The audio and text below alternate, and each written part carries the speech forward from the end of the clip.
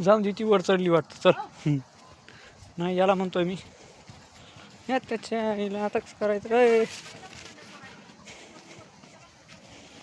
अगं मग